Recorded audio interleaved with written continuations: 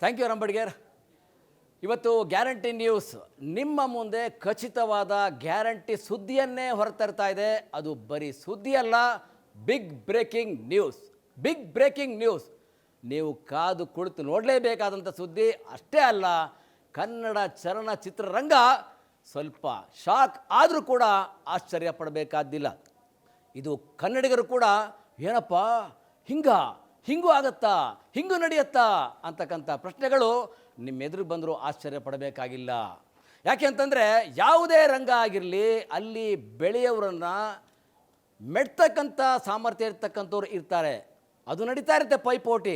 ಆದರೆ ಒಬ್ಬ ಬೆಳೆದವನು ಒಂದು ಚೂರು ಮೂಲೆ ಗುಂಪು ಆಗಿದ್ದಾನೆ ಅಂತ ಗೊತ್ತಾದರೆ ಸಾಕು, ಅವನನ್ನು ಮೆಟ್ಟಿ ಅದಕ್ಕಿಂತ ಪೀಕ್ ಹೋಗಬೇಕು ಅಂತಕ್ಕಂಥ ಯೋಚನೆ ಮಾಡೋ ದೃಷ್ಟಿ ಒಂದು ರೀತಿಯಲ್ಲಿ ನಡೀತಾ ಇದೆ. ಎಲ್ಲಿ?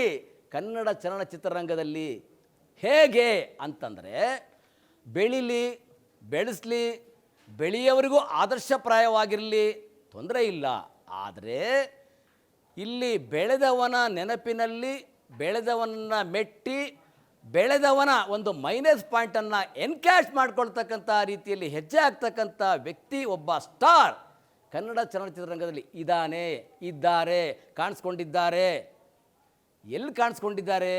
ಬೆಳೆಯುವ ಪರಿ ಹೇಗೆ, ಏನು, ಎತ್ತ ಅಂತ ಯೋಚನೆ ಮಾಡ್ತಾ ಹೋದರೆ ಅಬ್ಬಬ್ಬಬ್ಬಬ್ಬಬ್ಬ, ಏನಪ್ಪ ಇದು ಎಲ್ಲಿವರೆಗೆ ಬಂದ್ಬಿಡ್ತಪ್ಪ ಕನ್ನಡ ಚಲನಚಿತ್ರರಂಗ ಅಂತ ನಾವು ಹೇಳೋಕ್ಕಾಗಲ್ಲ. ಆದರೆ ಕನ್ನಡ ಚಲನಚಿತ್ರರಂಗದಲ್ಲಿ, ಕನ್ನಡ ಚಲನಚಿತ್ರರಂಗದ ಹೆಸರಿನಲ್ಲಿ ಕನ್ನಡ ಚಲನಚಿತ್ರರಂಗವಾದ ಕಪ್ಪು ಮಸಿ ಬಳಿಯುವಂಥ ಪ್ರಯತ್ನವನ್ನು ಮಾಡ್ತಾ ಇರ್ತಕ್ಕಂಥ ಒಬ್ಬ ಸ್ಟಾರ್ ನಟ ಇವತ್ತು ಏನಾದ, ಏನು ಯೋಚನೆ ಮಾಡ್ತಾ ಇದ್ದಾನೆ, ಎಲ್ಲಿ ಯೋಚನೆ ಮಾಡ್ತಾ ಇದ್ದಾನೆ, ಯಾರ ಜೊತೆಗೆ ಸಭೆ ಸೇರ್ತಾ ಇದ್ದಾನೆ, ಯಾರ್ಯಾರನ್ನ ಸೇರಿಸ್ಕೊಂಡಿದ್ದಾನೆ, ಎಂತೆಂಥವ್ರನ್ನ ಸೇರಿಸ್ಕೊಂಡಿದ್ದಾನೆ.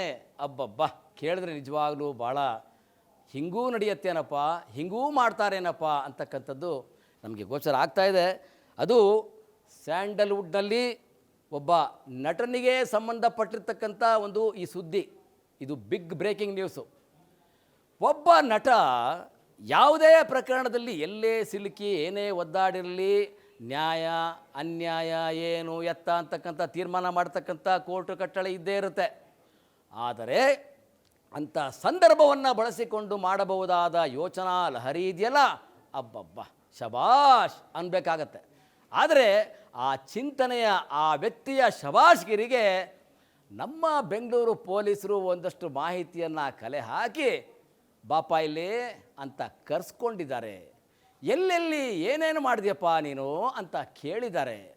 ಆದರೆ ಆ ವ್ಯಕ್ತಿ ಬಾಯಿ ಬಿಡದೇ ಇರತಕ್ಕಂಥ ಸಂದರ್ಭದಲ್ಲಿ ಅನಿವಾರ್ಯವಾಗಿ ಒಬ್ಬ ಹಿರಿಯ ಪೊಲೀಸ್ ಅಧಿಕಾರಿಗಳ ಎದುರು ಬರುವಂತಾದಂಥ ಸಂದರ್ಭ ಬಂತು ಆ ವ್ಯಕ್ತಿಗೆ, ಆ ನಟನಿಗೆ, ಆ ಸ್ಟಾರಿಗೆ.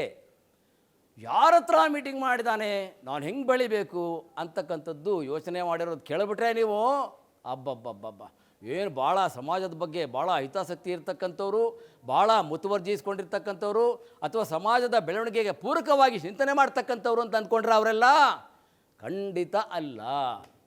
ಒಬ್ಬನ, ಇಬ್ಬನ, 3 ಜನನ, 4 ಜನನ ಅಲ್ಲ, ಅಲ್ಲಲ್ಲೇ ಸಭೆಗಳನ್ನು ಮಾಡಿ, ಮೀಟಿಂಗ್ ಮಾಡಿ, ಊಟ ಉಪಚಾರವನ್ನು ಮಾಡಿ, ಏನು ಮಾಡಬೇಕು ಅಂತೆಲ್ಲ ಹೇಳಿ ಎಲ್ಲ ಮಾಡಿದ್ದಾರೆ. ಆ ಮೀಟಿಂಗನ್ನು ಅಟೆಂಡ್ ಮಾಡಿದವರು ಯಾರಪ್ಪ ಅಂತಂದರೆ ಸಾಮಾನ್ಯದವರಲ್ಲ, ಸಮಾಜಘಾತುಕ ಶಕ್ತಿಗಳು. ಅಂದರೆ ಬೇರೆ ಬೇರೆ ವರ್ಗದಲ್ಲಿರ್ತಕ್ಕಂಥವ್ರೆಲ್ಲ ಸೇರ್ಕೊಂಡ್ಬಿಡ್ತಾರಲ್ಲಿ. ಸಮಾಜಘಾತುಕ ಶಕ್ತಿಗಳು ಅಂತಂದರೆ ರೌಡಿಸಮ್ ಮಾಡ್ತಕ್ಕಂಥವ್ರು, ರೌಡಿ ಪಟ್ಟಿಯಲ್ಲಿರ್ತಕ್ಕಂಥವ್ರು. ಒಬ್ಬರು ಇಬ್ಬರಲ್ಲ, 10 ಜನ ಜೊತೆಗೆ 10 ಬಾರಿ ಮೀಟಿಂಗನ್ನು ಮಾಡಿ, ನಾನು ಮುಂದೆ ಆ ವ್ಯಕ್ತಿಯ ನಂತರದ ವ್ಯಕ್ತಿಯಾಗಿ, ದೊಡ್ಡ ವ್ಯಕ್ತಿಯಾಗಿ ತೆರೆಯ ಮೇಲೆ ಕಾಣಿಸಿಕೊಳ್ಳಬೇಕು, ಕನ್ನಡ ಚಲನಚಿತ್ರರಂಗದಲ್ಲಿ ನನ್ನ ಹೆಸರು ಮೊದಲು ಕಾಣಿಸ್ಕೊಳ್ಬೇಕು, ನಾನು ಆ ಸ್ಥಾನವನ್ನು ಹೇಗಾದರೂ ಮಾಡಿ ಗಿಟ್ಟಿಸ್ಕೊಳ್ಬೇಕು ಅಂತಕ್ಕಂಥ ದೊಡ್ಡ ದೊಡ್ಡ ದೊಡ್ಡ ಮಟ್ಟದ ಪ್ಲ್ಯಾನನ್ನು ಆ ವ್ಯಕ್ತಿ ಸ್ಟಾರ್ ನಟ ಮಾಡಿದ್ರು ಅಂತಕ್ಕಂಥ ಖಚಿತವಾದ ಮಾಹಿತಿಯ ಮೇರೆಗೆ ಪೊಲೀಸ್ನವರು ಅವರನ್ನು ಕರೆಸ್ಕೊಂಡಾಗ ಸತ್ಯಾಂಶ ಬೆಳಕಿಗೆ ಬಂದಿದೆ. ಹುಷಾರ್ ಅಂತ ವಾರ್ನ್ ಮಾಡಿದ್ದಾರೆ. ಆ ವಾರ್ನ್ ಮಾಡಬೇಕಾದ್ರೆ ಅಂಥ ಸ್ಟಾರ್ ನಟನ ಪರಿಸ್ಥಿತಿ ಹೆಂಗಾಗಿರ್ಬೋದು, ಯಾಕಪ್ಪ ಬೇಕಾಗಿತ್ತು ನನಗೆ ಅಂತ.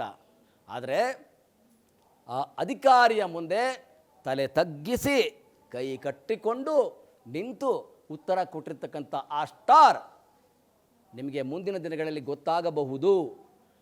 ಹೇಗೆ ಅಂದರೆ, ಒಂದು ಸರಿ ಒಮ್ಮೆ ವಾರ್ನಿಂಗ್ ಮಾಡಿ ಹುಷಾರಂತ ಹೇಳಿದ ಮೇಲೂ ಕೂಡ ತನ್ನ ನಡತೆಯನ್ನು ತಿದ್ದಿಕೊಳ್ಳದೆ ಹೋದರೆ ನಿನಗೆ ಅವನಿಗಾದ ಪರಿಸ್ಥಿತಿ ನಿನಗೂ ಬಂದರೂ ಅಚ್ಚರಿ ಏನಿಲ್ಲ ಅಂತಕ್ಕಂಥ ವಾರ್ನಿಂಗನ್ನು ಕೊಟ್ಟಿದ್ದಾರೆ ಪೊಲೀಸ್ನವರು.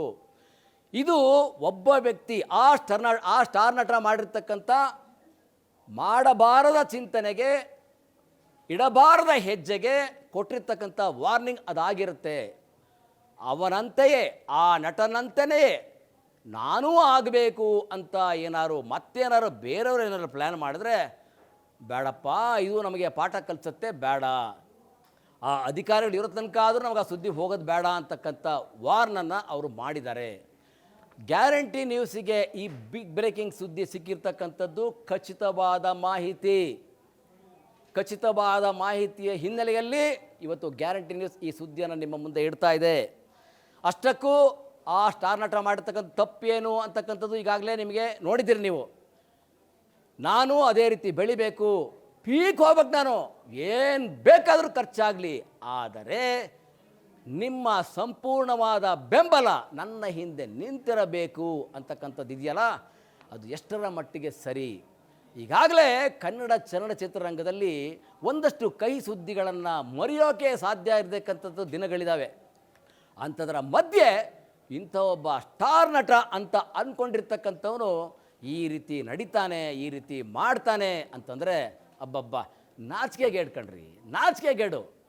ನಮ್ಮ ಕನ್ನಡ ಚಲನಚಿತ್ರರಂಗದಲ್ಲಿ ಎಂತೆಂಥ ನಟರು ಬಂದು ಹೋಗಿದ್ದಾರೆ, ಎಂತೆಂಥ ನಟಿಯರು ಬಂದು ಹೋಗಿದ್ದಾರೆ, ಹೇಗೆ ಕನ್ನಡ ಚಲನಚಿತ್ರರಂಗವನ್ನು ಉಳಿಸಿದ್ದಾರೆ, ಬೆಳೆಸಿದ್ದಾರೆ ಅಂತಕ್ಕಂಥ ಸಾಕಷ್ಟು ಸಾಕ್ಷಿಗಳು ಕಣ್ಣ ಮುಂದೆ ಇರುವಾಗಲೇ ಇಂಥ ಕಪ್ಪು ಚುಕ್ಕೆಯನ್ನು ಇಡ್ತಕ್ಕಂಥ ಸ್ಟಾರ್ ನಟ, ಈ ರೀತಿ ಯೋಚನೆ ಮಾಡ್ತಕ್ಕಂಥ ಒಬ್ಬ ಸ್ಟಾರ್ ನಟ ಅಂತ ಹೇಳೋದಕ್ಕೂ ಒಂದೊಂದ್ಸರಿ ಅಸಹ್ಯ ಆಗಿಬಿಡುತ್ತೆ. ನಾನಲ್ಲ, ಕನ್ನಡಿಗರು ಹೇಳ್ತಾರೆ, ಕನ್ನಡ ರಸಿಕರು ಹೇಳ್ತಾರೆ, ಕನ್ನಡ ಚಲನಚಿತ್ರ ನೋಡ್ತಕ್ಕಂಥವ್ರು ಹೇಳ್ತಾರೆ, ವೀಕ್ಷಕರು ಹೇಳ್ತಾರೆ.